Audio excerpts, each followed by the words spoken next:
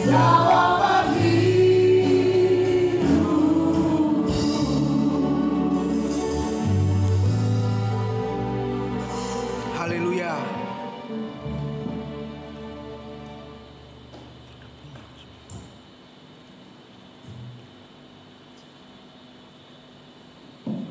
Ya. Biarlah pujian ini terus mengingatkan kami, menguatkan kami bahwa hanya di dalam Tuhan Yesus Kristus kami boleh menemukan kedamaian yang sejati itu ya Tuhan. Terima kasih Engkau boleh kumpulkan kami pada malam hari ini. Dan ini waktu yang sangat indah untuk kami boleh mendengarkan suara Tuhan yang berbicara kepada kami melalui perenungan kebenaran firman Tuhan. Kiranya Tuhan mempersiapkan diri kami semua untuk diberkati dengan firman-Mu. Terima kasih ya Tuhan, pakai hamba-Mu menjadi saluran berkat pada malam hari ini. Hanya di dalam nama Tuhan Yesus kami sambut firman Tuhan. Haleluya.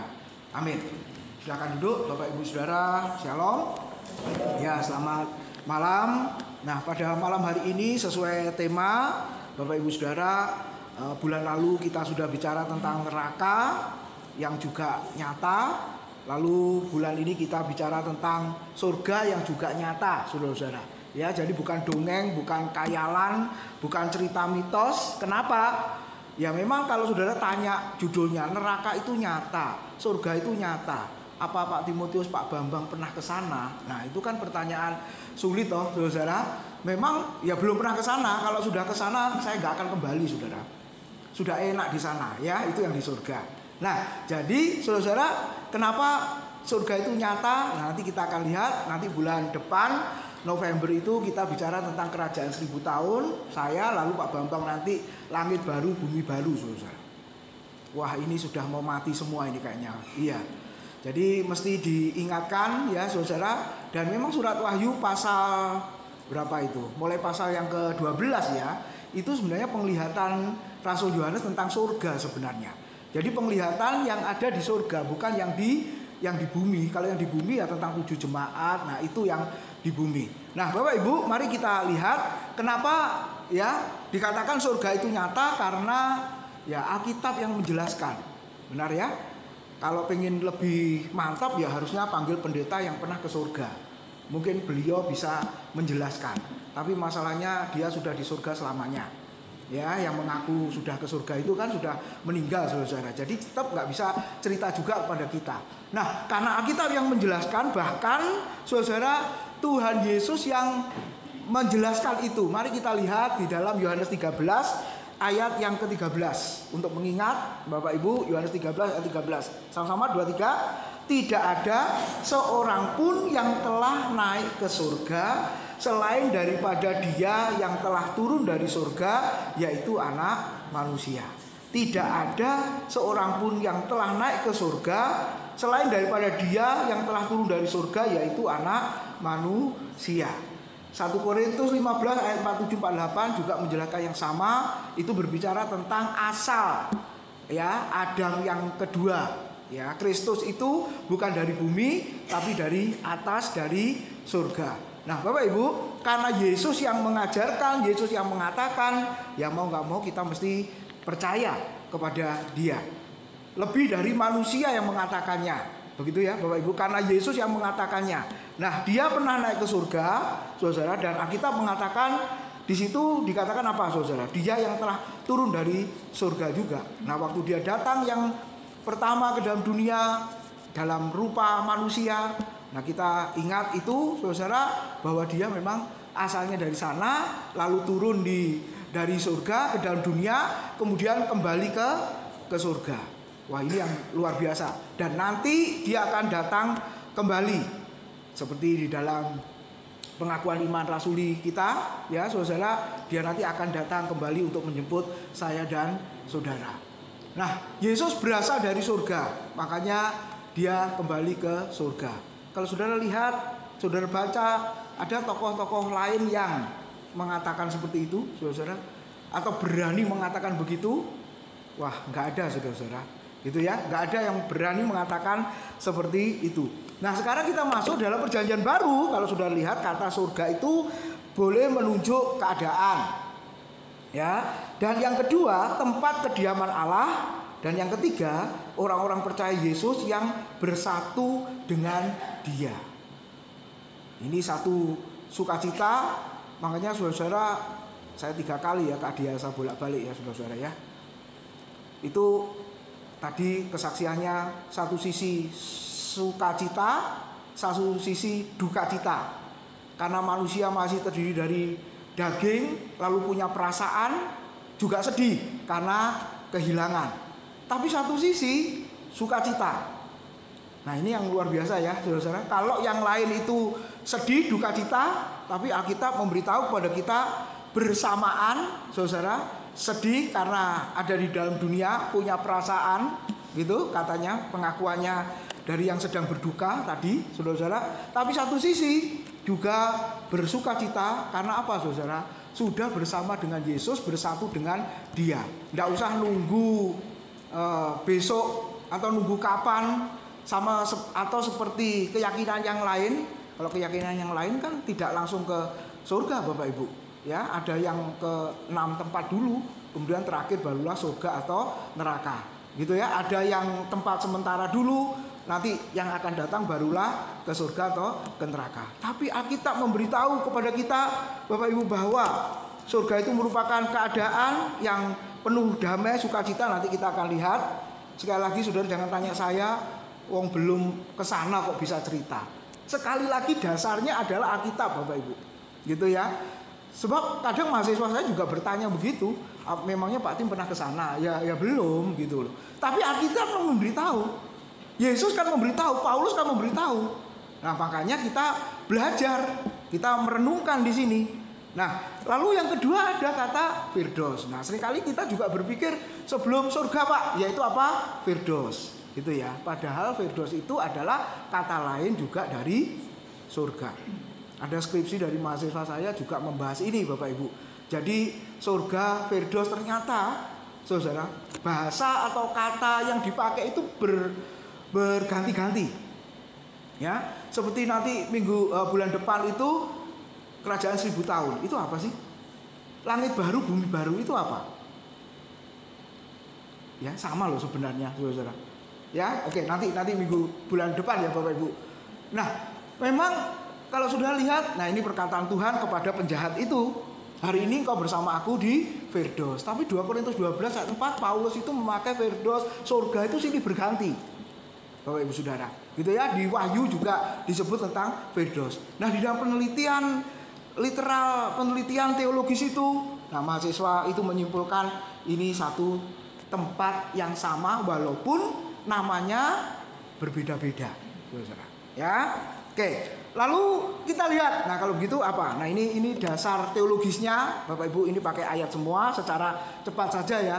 Ternyata surga itu tempat kediaman Allah. Nah setiap minggu kita doa Bapa kami, berdoalah demikian, Bapa kami yang di surga. Bapa kami yang di surga.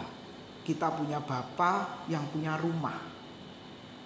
Kalau saudara punya Bapa nggak punya rumah, saudara nanti mau kemana? Ya bingung ya saudara ya. Bapak sendiri nggak punya tempat kok. Betul saudara. Ya, nanti yang diberikan kepada anaknya apa? Papa, saya minta rumah, saya minta tempat. Loh, Papa sendiri nggak punya rumah, nggak punya tempat kok. Mungkin akan menjawab begitu saudara. Tapi Alkitab memberitahu kepada kita bahwa Allah Bapa kita dikatakan di surga itu punya pengertian, punya tempat, yaitu di sana. Dan kita nanti melihat orang yang percaya kepadanya ya pasti juga ada di sana. Lalu yang kedua, Matius 25 ayat 21. Nah, di situ dikatakan apa? Satu tempat kebahagiaan. Maka kata tuannya itu kepadanya, baik sekali perbuatanmu itu, hei hambaku yang baik dan setia. Engkau telah setia dalam perkara kecil, aku akan memberikan kepadamu tanggung jawab dalam perkara yang besar. Masuklah dan turutlah dalam kebahagiaan Tuanmu. Tempat bahagia bagi siapa, saudara? Hamba yang apa tadi dikatakan? Hamba yang baik dan setia. Terus dikatakan kesetiaan, baiknya dikatakan apa? Engkau telah setia dalam perkara kecil dan aku akan memberikan kepadamu tanggung jawab yang besar. Perkara kecil. Tuhan menuntut hamba-hambanya setia, dan kalau kita setia dalam perkara yang kecil, maka Tuhan berkata, masuklah dan turutlah dalam kebahagiaan Tuhanmu. Perkara kecil, karena ini konteksnya hamba pelayanan kecil. Anda enggak pelayanan kecil, pelayanan besar? Kalau berkhotbah itu besar apa kecil? Yang di panggung itu pelayanan besar apa kecil, saudara? Kita selalu berpikirnya besar ya. Lalu yang berdoa di belakang panggung, ya gereja-gereja dulu itu ada ruang khusus untuk berdoa selama ibadah berlangsung. Ya memang jemaatnya udah ribuan. Jadi yang di belakang itu yang doa ada 20 apa 25. Nah kalau kita yang doa 25 ya tinggal separuh ya Bapak Ibu ya. Saya masih ingat ketika jadi mahasiswa itu.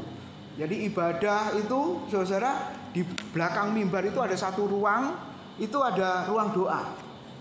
Saudara, ya. Misa berkhotbah, di belakangnya itu pendoa-pendoanya. Mahasiswa nggak pernah disuruh masuk ke situ, karena mahasiswa kalau suruh doa tidur melulu katanya. Jadi ini khusus hamba-hamba Tuhan, benar. Khusus pelayan-pelayan Tuhan yang tugasnya pelayanannya hanya doa. Ya, kalau suruh khotbah memang nggak bisa, saudara. Tapi memang ada orang-orang khusus doa. Nah, berdoa ini kecil, saudara, perkara kecil. Wah, saya pikir nggak ada istilah besar kecil ya saudara ya sebenarnya. Nah tapi kenapa Tuhan pakai istilah setia dalam perkara yang kecil? Karena Tuhan mau melihat bahwa manusia itu kadang membedakan, manusia itu kadang membandingkan. Ayo ibu-ibu terima tamu, kecil apa besar? Cancel nggak apa-apa Pak? Enggak loh sebenarnya saudara-saudara. Ganti aja Pak. Ya ini Tony ya pusing ya saudara-saudara ya. Aduh kok suruh ganti? Sebenarnya nggak boleh saudara. Ya, kita ini belajar perkara kecil kata Alkitab, supaya Tuhan tadi mengatakan masuklah dan turutlah dalam kebahagiaan Tuhanmu. Jadi pelayanan yang kelihatan kecil. Saya masih ingat ketika jadi pengerja 4 tahun, pelayanan saya apa? Main musik, ban serep. Kalau yang main nggak ada baru saya main. Yang utama pelayanan saya adalah apa saudara? Saya pernah cerita kalau nggak salah, merantai sepeda motor karena Surabaya banyak maling sampai sekarang. Rantai 10 meter kali 2. Jadi jemaat satu datang, setelah penuh saya rantai. Dan kalau pulang jemaat tidak boleh pulang duluan, apalagi motornya di tengah. Gitu ya. Ada yang marah-marah dengan saya. Saya buru-buru nih Pak Tim, gimana ini? Coba mikir aja. Gitu ya saudara. Ya Timotius muda, emosi juga saudara. Udah pakai jas, brepotan kan waktu itu motornya 2 tak, masih banyak kan olinya brepotan di knalpot ya. Wah, sampai kayak begitu saudara. Tahunan itu saya lakukan. Ketika ada mahasiswa praktek datang, gembala berkata kepada saya, Timotius, kamu sudah lulus pelayanan yang kecil itu. Sekarang kamu ganti mementoring mahasiswa praktek. Ketika saya berkata, Ko Timotius, pelayanan saya apa? Ada, setiap minggu. Apa itu? Rantai sepeda motor. Oh maaf, itu nggak diajari di STT, itu nggak ada itu. Mata kuliah merantai sepeda motor itu nggak ada. Ya memang nggak ada saudara-saudara. Loh, kamu nggak mau? Jangan, itu bukan pelayanan. Katanya gitu. Lah terus kamu mau apa? Kalau bisa langsung guru sekolah minggu, kalau bisa langsung main musik, kalau bisa langsung singer, kalau bisa langsung mimpin pujian, bahkan kalau bisa langsung khotbah. Karena saya sekolah Alkitab mau lulus, saya mau STH. Kamu mau STH aja kayak begitu ya? Saya mau MA aja, mahasiswa abadi maksudnya ya. Enggak ngapa-ngapain gitu. Artinya kamu kok berkata begitu? Akhirnya nggak ada yang mau saudara. Tetap saya lakukan. Terus pelayanan saya yang kedua apa? Perkara kecil. Wah, gembala saya itu luar biasa mendidiknya saudara-saudara. Apa itu? Meringkas khotbah pendeta setiap minggu. Waktu itu belum ada LCD, belum ada komputer, ya, ngerekamnya pakai kaset pita. Tapi karena gerejanya sewa tidak ada fasilitas itu, jadi saya yang mencatat khotbah. Ternyata ada satu buku seminggu ini, bahkan sampai minggu depan saya itu mengajar tentang berkhotbah. Ada satu judul buku yaitu khotbah ekspositori yang membangunkan pendengar. Nah, salah satu di situ yang Wes David Lee orang baptis, Bapak Ibu literatur baptis juga yang terbitin, ya, salah satunya adalah meringkas khotbah orang lain. Bapak Ibu, kalau sekarang sih canggih aja, kita nggak usah ngeringkas, langsung transkripnya keluar semua. Kalau sudah nonton YouTube, transkrip dipencet keluar nggak? Keluar semua itu, kalimat-kalimatnya itu keluar semua. Dulu masih ngeringkas satu-satu begitu. Suatu saat ada 2 hamba Tuhan yang khotbahnya nggak bisa saya ringkas. Gimana itu? Saya lapor sama gembala saya, Pak, khotbahnya nggak bisa diringkas. Ya udah, kamu hubungi hamba Tuhannya, minta transkripnya, biar dia yang meringkas. Gitu ya, saudara. Karena khotbahnya ruwet, bulat, gak karu-karuan, jadi saya nggak bisa nyatet, saudara. Itu pelayanan kecil nggak? Tahunan loh saya lakukan, dan saya bersyukur. Oh, dari situ, saudara, saya bisa sampai hari ini. Dan itu saya ajarkan tadi di mahasiswa saya, saudara harus bisa nyatet khotbahnya orang lain. Di samping nyatet khotbahnya sendiri. Jadi waktu praktek saya juga minta transkrip khotbahnya, lalu mereka juga praktek berkhotbah. Bapak Ibu, itu pelayanan kecil. Banyak orang mahasiswa praktek waktu itu nggak mau, saudara-saudara, melakukan itu. Tapi ternyata saya tahu, oh itu walaupun kecil dilakukan tahunan, nah mungkin Bapak Ibu juga menganggap pelayanan yang Bapak Ibu lakukan juga kecil. Maksudnya nggak ada yang perhatikan kita, tidak ada yang memuji kita. Sampai suatu saat ada majelis dari gereja lain, GKI, berkata, itu Timotius mbok suruh ngerantai itu sudah berapa tahun? Sejak masuk dia. Katanya gitu. Stop. Masa hamba Tuhan kau suruh ngerantai melulu, katanya. Sejak itu saya stop. Jadi yang bela itu malah majelis gereja lain waktu dia beribadah. Biar aja. Doa sama Tuhan, Tuhan yang bertindak melalui orang lain. Ya, Bapak Ibu, ingat itu. Jadi pelayanan yang kecil itu menurut kita, tapi sebenarnya di mata Tuhan itu sama-sama besarnya, Bapak Ibu. Makanya Tuhan berkata, "Hei hambaku yang baik dan setia, engkau telah setia dalam perkara kecil, dan setelah itu apa? Aku akan memberikan kepadamu tanggung jawab dalam perkara besar."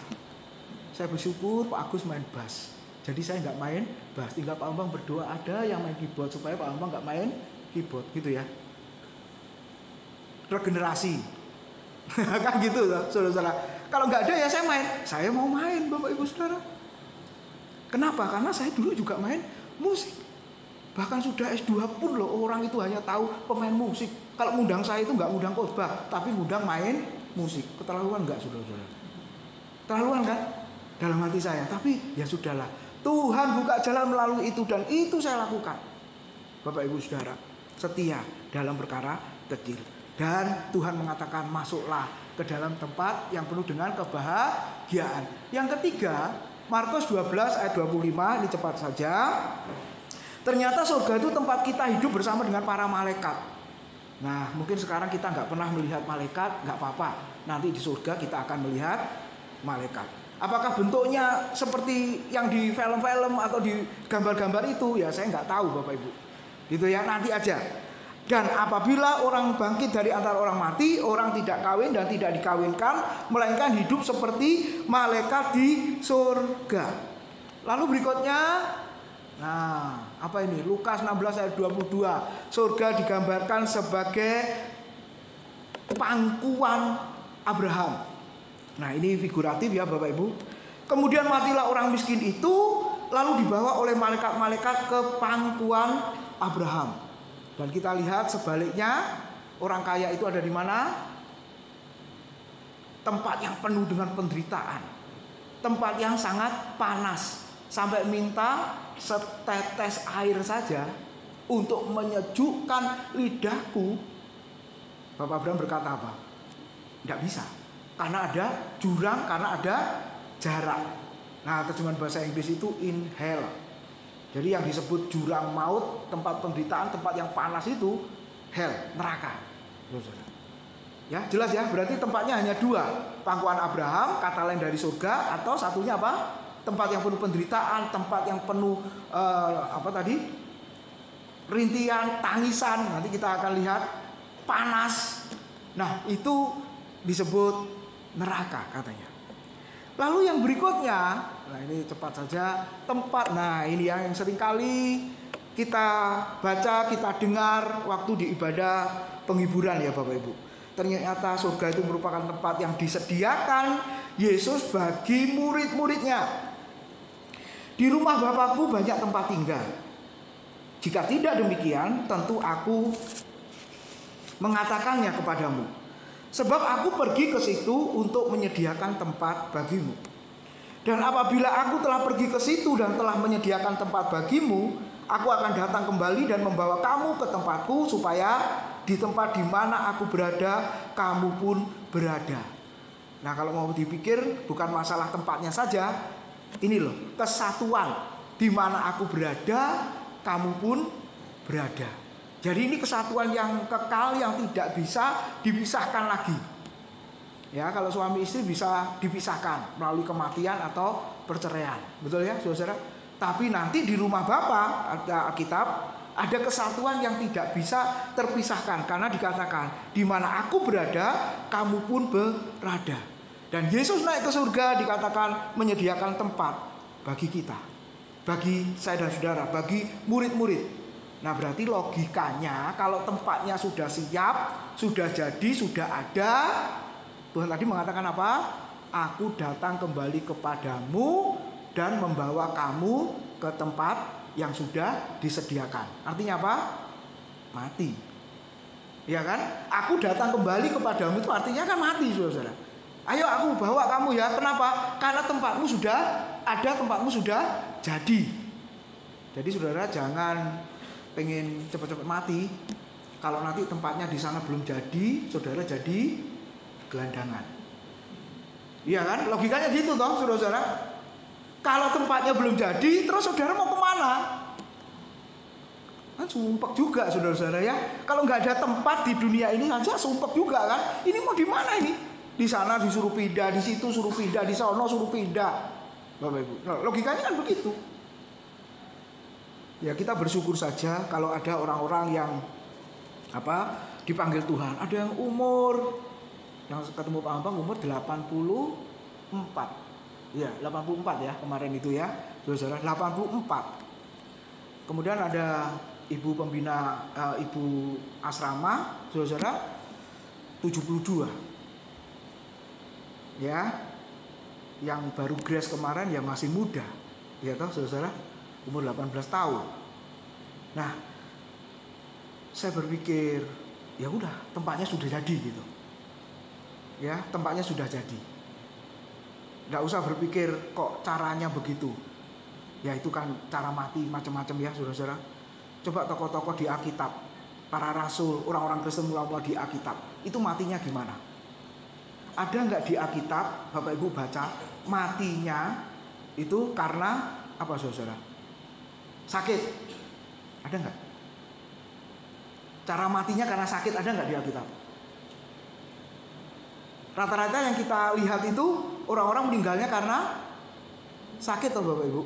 Nah di Alkitab ada nggak orang meninggal, hamba Tuhan meninggal karena sakit?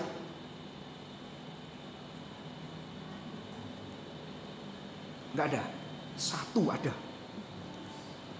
Dikatakan apa? Dia sakit sampai pada hari matinya. Siapa?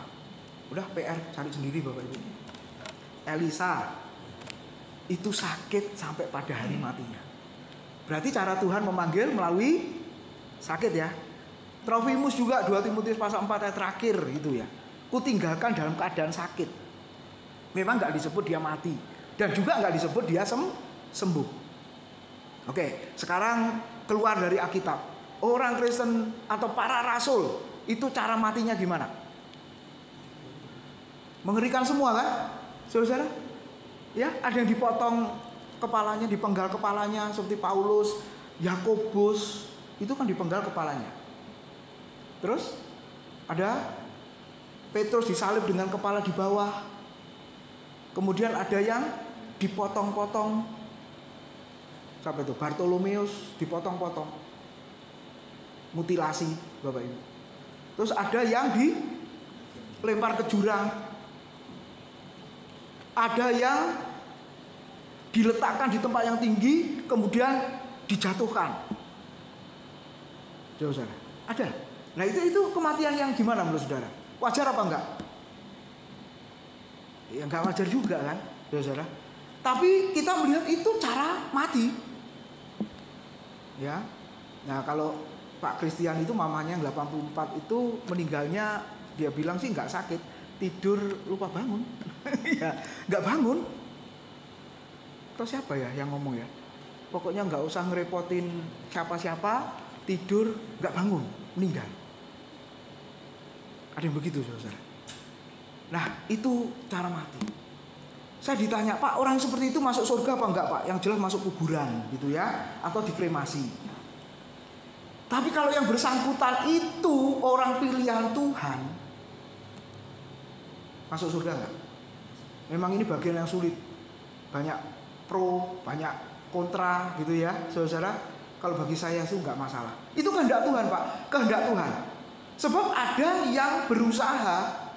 Ini saya pernah datang ke rumah sakit. Saya tanya, sakit apa kamu? Sakit dibuat, Pak. Loh, maksudnya sakit dibuat? Dan Pak Tim nggak usah datang ke rumah sakit. Kenapa? Malu saya. Loh, ini aneh nih. Kalau jemaat GB Graha sakit nggak perlu dibesuk rumah sakit, enak itu Pak ya. Seperti orang ini tadi. Sakitnya ini saya buat, Pak. Dan saya malu ketemu Bapak. Oh, saya mulai mikir, ini sakit apa sebenarnya? Ternyata memang luka di perutnya, kecelakaan. Tapi kecelakaannya dibuat sendiri. Dia berusaha menusuk perutnya dengan pisau atau obeng atau gunting waktu itu. Terus mati? Enggak mati. Coba kalau enggak mati gitu merasakan sakit luar biasa enggak, saudara? Makanya ini saya malu, Pak. Nah, jadi kalau belum kehendak Tuhan mati, walaupun bunuh diri, mati enggak? Enggak. Ya, saudara. Akhirnya saya berkata, Tuhan masih mengasihi kamu ya. Berarti masih ada kesempatan untuk kamu mau perbaiki. Jangan coba-coba lagi begini. Ya Pak, wis ampun aku. Salah ini. Malu aku sama Tuhan. Kok aku enggak mati? Nah Bapak Ibu, kita boleh melihat ya, itu cara macam-macam. Para rasul matinya juga macam-macam, Bapak Ibu Saudara. Tapi satu hal yang kita ingat, kalau sudah menjadi murid Kristus, ya sudah lahir baru, lebih tepatnya sudah sudah dipilih oleh Tuhan, pasti saudara, dia akan bersama dengan Bapa di surga. Sekarang berikutnya, orang percaya akan menikmati persekutuan yang kekal dengan Kristus. Nah, ini penting saudara. Persekutuan yang kekal dengan Kristus. Di dunia saja kita untuk bersekutu itu alasannya macam-macam, betul enggak? Bersekutu dengan Tuhan atau bersekutu dengan saudara seiman, alasannya ada saja. Tapi nanti kalau sudah di sana tidak ada alasan untuk menolak bersekutu dengan Tuhan. Nah saudara, ketika Tuhan tadi berkata, aku menyediakan tempat ya ada di rumah Bapa, itu sebenarnya ini yang indah ya, tempat tinggal yang kekal di rumah Bapa itu diambil dari gambaran keluarga Yahudi, di mana saat putranya menikah, ia menambahkan apartemen atau ruangan pada rumahnya, dan putra serta menantu perempuan akan tinggal di rumah sang bapa. Itu gambarannya itu. Ini nggak ada hubungannya dengan kalau sudah menikah keluar dari rumah orang tua. Ini lain ya konteksnya Bapak Ibu ya. Loh Pak, kan Alkitab mengatakan kalau sudah menikah harus keluar. Lah ini kalau sudah masuk, ini lain, konteksnya lain Bapak Ibu. Nah, ini sulitnya belajar Alkitab ya. Satu sisi ayatnya ngomong begini, yang ini kok ngomongnya begini. Nah ini mau menunjukkan apa? Satu keluarga besar jadinya Bapak Ibu. Ya, satu keluarga besar. Dan ini satu persekutuan yang luar biasa. Nah sampai hari ini juga ada, saya ingat ada satu orang tua, anaknya 3, ketika menikah dia beli rumah yang sangat besar. Saudara, itu anak menantu cucunya tinggal di rumah itu. Wah kayaknya prinsipnya di Alkitab ini ya Bapak Ibu ya, rumah Bapa gitu. Jadi yang menikah dikumpulin di rumahnya. Nah orang percaya akan menikmati persekutuan kekeluargaan ini dalam rumah Bapa di surga. Lalu dikatakan berikutnya, saudara-saudara, ya surga itu merupakan apa? Dikatakan digambarkan sebagai pesta perkawinan, mengekspresikan adanya persekutuan, kelegaan, sukacita, dan kebahagiaan di hadirat Kristus. Lalu berikutnya Nah ini banyak ya saudara, ini saudara ingat aja 2 Korintus 5 ayat 1, surga adalah tempat yang kekal. Karena kami tahu bahwa jika kemah tempat kediaman kita di bumi ini dibongkar, sama-sama Allah telah menyediakan suatu tempat kediaman di surga bagi kita, suatu tempat kediaman yang kekal yang tidak dibuat oleh tangan manusia. Hamba Tuhan tadi berkhotbah, kita semua pernah kehilangan? Pernah ya Bapak Ibu ya? Sebenarnya kita nggak kehilangan. Saudara kita yang meninggal itu sudah pindah tempat. Ya, anaknya 4, meninggal 1. Anaknya tetap 4, tapi yang 1 sudah pindah di surga. Oh iya, benar juga ya saudara ya. Jadi tetap 4 anaknya, tetap 3 anaknya. Walaupun yang 1 sudah nggak ada, ya karena yang 1 sudah pindah. Papa kita sudah nggak ada, kita tetap punya papa kan? Sekarang tidak ada di rumah, nggak ada, karena dia sudah pindah di surga. Wah, saudara, ini yang dikatakan oleh Alkitab, ya, suatu tempat yang kekal, terus seterusnya, ya, ada di sana. Kolose 1 ayat yang ke-5 dikatakan tempat yang penuh dengan harapan. Oleh karena pengharapan yang disediakan bagi kamu di surga, tentang pengharapan itu telah lebih dahulu kamu dengar dalam firman kebenaran, yaitu Injil. Berikutnya saudara, surga adalah tempat, nah ini yang penting ya, kita bersama-sama dengan Yesus. Coba kita lihat. Sesudah itu 1 Tesalonika 4 ayat 17, kita yang hidup, yang masih tinggal akan diangkat. Ya sebenarnya arti diangkat itu ya, diubah dalam sekejap. Saya sudah teliti, jadi bukan dari bawah kemudian diangkat naik gitu saudara, lalu barangnya ketinggalan. Makanya yang seneng itu yang ketinggalan. Dia nemu handphone, tab, ya laptop, dompet, iya tuh Bapak Ibu, karena ketinggalan, dapat banyak dia. Bukan itu sih sebenarnya. Jadi maksudnya diangkat itu adalah diubah dalam sekejap, bersama-sama dengan mereka dalam awan menyongsong Tuhan di angkasa. Sama-sama demikianlah kita akan selama-lamanya bersama-sama dengan Tuhan. Selama-lamanya bersama-sama dengan Tuhan. Nah Tuhan itu ada di mana saudara? Kalau saudara baca ayat itu berikutnya, ya di surga tempatnya. Ya. Lalu tempat keselamatan. 1 Petrus 1 ayat 4. Untuk menerima suatu bagian yang tidak dapat binasa, yang tidak dapat cemar, dan yang tidak dapat layu, yang tersimpan di surga bagi kamu. Dan yang terakhir, saudara-saudara, Wahyu 14 ayat 13 dikatakan tempat untuk beristirahat. Coba lihat ayat 13 Wahyu 14. Dan aku mendengar suara dari surga berkata, tuliskanlah, berbahagialah orang-orang mati yang mati dalam Tuhan sejak sekarang ini. Sungguh kata Roh, supaya mereka boleh beristirahat dari jerih lelah mereka, karena segala perbuatan mereka menyertai mereka. Ingat, ini surat Wahyu Bapak Ibu. Jemaat waktu itu juga dianiaya oleh kaisar yang kejam, ya, Demetrianus itu Bapak Ibu. Banyak orang Kristen yang mati pada waktu surat Wahyu itu ditulis. Jadi sebenarnya surat Wahyu itu bukan untuk menakuti jemaat. Jadi ada orang Kristen yang belajar Alkitab, surat Wahyu atau akhir zaman, takut katanya. Enggak. Justru surat Wahyu itu memberi sukacita, ya, memberi kekuatan, memberi pengharapan kepada orang Kristen, jemaat yang sedang teraniaya sebenarnya. Nah, lalu dikatakan apa? Kalau ada saudara-saudara mereka yang mati, maka dikatakan apa? Berbahagia. Kata lainnya ini diberkati saudara-saudara. Ya, diberkatilah orang yang mati, yang matinya dalam Tuhan. Kenapa? Supaya mereka boleh beristirahat dari jerih lelah mereka. Bapak Ibu, kapan kita menikmati istirahat yang enak itu kapan? Ketika kita bekerja keras sepanjang hari, ketika kita istirahat, rasanya enak enggak? Coba kalau kerjanya nyantai, enggak kerja berat, kemudian istirahat, rasanya gimana saudara? Malah enggak bisa tidur ya. Lalu setelah itu bangun badan bisa sakit semua. Seminggu ini enak tidur saya, karena non-stop ngajar Bapak Ibu. Jadi kalau udah malam, kadang di tengah ngajar karena 5 jam gitu ya Bapak Ibu ya, melototin komputer. Jadi kalau istri saya, kok kamu ngantuk? Iya ngantuk. Jadi waktu presentasi itu tinggal tidur saudara ya. Ngantuk karena non-stop tiap hari kayak gitu. Nah, nanti istirahat enak, apalagi habis khotbah nanti malam enak saudara-saudara istirahatnya. Nah, Bapak Ibu sama. Kalau Bapak Ibu ingin dikatakan oleh Tuhan suara dari surga. Jadi kalau ada orang yang meninggal seolah-olah Tuhan berbicara dari surga berkata, berbahagialah orang ini yang matinya dalam Tuhan. Kenapa? Karena dia boleh beristirahat dari jerih lelah mereka.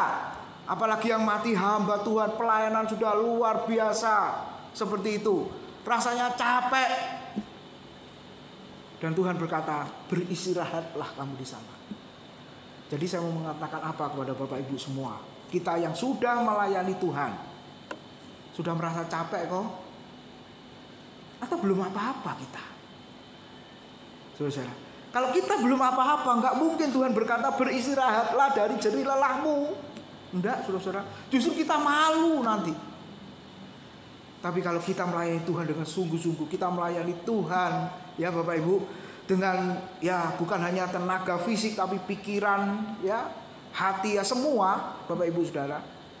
Ketika semua kita lakukan dan ketika kita pulang menghadap Tuhan, Tuhan akan berkata kepada kita, beristirahatlah di sana dari jerih lelahmu. Amin, saudara. Ayo kita melayani Tuhan giat lagi ya, Bapak Ibu. Sampai benar-benar capek gitu. Lo kan harus dijaga Pak tubuhnya supaya jangan sampai sakit. Iya Bapak Ibu. Tapi maksud saya adalah secara rohani, ya spiritnya itu loh. Secara rohani kita mesti giat. Oke. Kalau saudara lihat Ibrani 12 ayat 22 sampai 24 ya, dijelaskan di situ. Nah, di situ disebut penduduk Yerusalem baru. Nah, ini satu lagi ya. Langit baru, bumi baru, kerajaan 1000 tahun, surga, Firdaus, terus ada satu lagi apa? Yerusalem baru. Nah, ini juga sama menunjuk kepada surga. Nah, di sana kalau Bapak Ibu lihat, ya malaikat ada di sana, kemudian orang-orang percaya, perjanjian baru. Nah, ini disebut apa? Jemaat anak-anak sulung. Ya. Kemudian Allah, lalu orang-orang percaya dalam PL juga. Nah, dikatakan roh-roh orang benar yang telah menjadi sempurna, kata kitab Ibrani. Ya, Bapak Ibu. Nah, sekarang yang kita renungkan pada malam hari ini adalah, nah ini, saudara. Bagi orang yang sudah lahir baru atau yang sudah percaya kepada Yesus, ketika meninggalkan dunia ini, ya jawabannya jelas ya, langsung. Betul? Bersama dengan Tuhan. Loh, tapi kan di situ yang teliti langsung bertanya, kan itu akan Pak. Betul. Kalau saudara tadi lihat Tesalonika dikatakan apa? Akan dikumpulkan bersama dengan Yesus. Loh, kok akan? Iya. Kenapa disebut akan? Karena surat itu ditujukan pada jemaat yang masih hidup. Jadi yang masih hidup itu akan.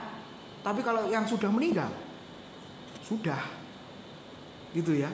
Alkitab ini ada permainan kata begitu. Seperti surat Wahyu. Kerajaan 1000 tahun lah, kemudian langit baru, bumi baru. Itu bagi siapa sih? Nah, Wahyu 21 ayat 8 kalau nggak salah, di situ disebutkan apa? Semuanya telah terjadi. Jadi bagi orang-orang yang sudah meninggal, semuanya itu sudah dialami. Nah, karena jemaat masih hidup, ya beritanya itu kan pengharapan, makanya disebut akan. Jadi yang pertama kita lihat, nah ini seringkali, Pak, bayi itu kalau udah mati masuk mana? Saudara, ada satu ayat yang masih dalam kandungan nih, coba lihat. Lukas 1 ayat 15 siapa tuh? Yohanes Pembaptis dikatakan apa? Penuh Roh Kudus sejak dari dalam kandungan ibunya. Saudara, penuh Roh Kudusnya kapan? Mbuh Pak, penuh apa enggak ini Pak? Atau enggak penuh-penuh saya? Lihat ini Bapak Ibu. Ya, ini anak hamba Tuhan ya, Imam Zakaria Elizabeth. Dikatakan Alkitab Yohanes Pembaptis itu penuh Roh Kudus sejak dari dalam kandungan ibunya. Sejak dari janin sudah penuh Roh Kudus. Nah, makanya tidak benar kalau mengatakan penuh Roh Kudus harus bahasa roh. Lah, Yohanes Pembaptis dulu pakai bahasa apa? Iya toh, saudara?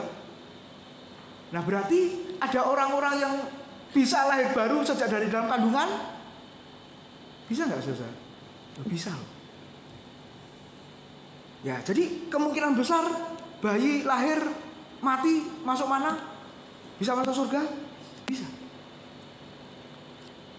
Baca satu buku dengan judul Keselamatan di Balik Kematian Bayi. Wah, itu buku bagus sekali ya. Ronald Ness kalau nggak salah yang nulis. Bukunya nggak tebel Bapak Ibu, tipis, nggak sampai 100 halaman. Gitu ya. Nah, itu argumen ya, kalau bayi bahkan disinggung tentang anak-anak idiot juga. Disinggung di situ. Nah, anak-anak idiot kan nggak bisa membedakan mana baik mana benar. Bahkan viral di short video itu, dua anak ini sedang apa saudara? Gegeran ya. Ngomongnya nggak jelas. Yang ini ngomong nggak jelas, yang sana balik ngomongnya nggak jelas. Kayaknya hanya dua orang ini yang ngerti bahasanya. Kita yang shoot, orang-orang yang shoot itu nggak ngerti bahasanya, saudara-saudara. Jadi ngomong, nah yang kayak gitu tuh loh Bapak Ibu. Nah, saya ingat di Alkitab ada anak-anak yang dikatakan apa? Tidak bisa membedakan tangan kanan dengan tangan kiri. Betul? Ada ayat begitu? Kitab Yunus itu Bapak Ibu. Ya akhirnya Tuhan selamatkan nggak di situ konteksnya? Ya Tuhan selamatkan. Masa anak-anak yang tidak bisa membedakan tangan kanan dengan tangan kiri? Katanya gitu ya. Nah sekali lagi, lupa kan punya dosa warisan dan lain sebagainya. Selalu alasannya begitu ya Bapak Ibu. Nah bukankah Tuhan adalah Allah yang berdaulat? Bukankah Tuhan Allah yang penuh dengan kasih ya Bapak Ibu, penuh dengan kasih karunia. Nah apalagi ditanya, loh Pak bagaimana kalau belum pernah mendengar Injil, kalau dimasukkan neraka, nggak pernah dengar Yesus, lah kalau dimasukkan neraka Allah itu malah nggak adil saudara-saudara. Lalu Alkitab Roma pasal 2 mengatakan apa? Ada hukum yang tertulis di dalam hati nuraninya. Hukum itu menuduh, membela. Kalau melakukan kesalahan ya pasti dituduh. Kenapa kamu melakukan kesalahan? Kalau melakukan yang benar pasti dia akan dikuatkan. Nah ada argumen-argumen yang seperti itu. Nah jadi Bapak Ibu kita lihat bahkan anak-anak sekalipun ya kalau Tuhan beranugerah ya pasti orang itu diselamatkan. Ya Yesus Kristus juga naik ke surga. Si pengemis Lazarus juga ada di dalam pangkuan Abraham. Salah satu penjahat pun, nah ini ya, enak Pak, seperti penjahat Pak, langkah akhir menentukan. Ya toh, saudara mau coba, wes Pak, sekarang aku nggak usah bertobat, wes Pak, nggak berdosa apa, tak hidup dalam dosa saja lah Pak. Nanti pas detik-detik mau mati, Pak Bambang atau Pak Tim datang ke rumah sakit, lalu saya minta ampun, percaya pada Yesus. Kira-kira bisa gitu nggak saudara? Mau coba? Silakan. Jangan panggil saya Pak Bambang, panggil Pak Pendi aja. Atau Pak Har. Ya, nggak bisa gitu kan? Ya, jadi saudara lihat ini ya memang langkah awalnya ya langkah akhirnya sekaligus.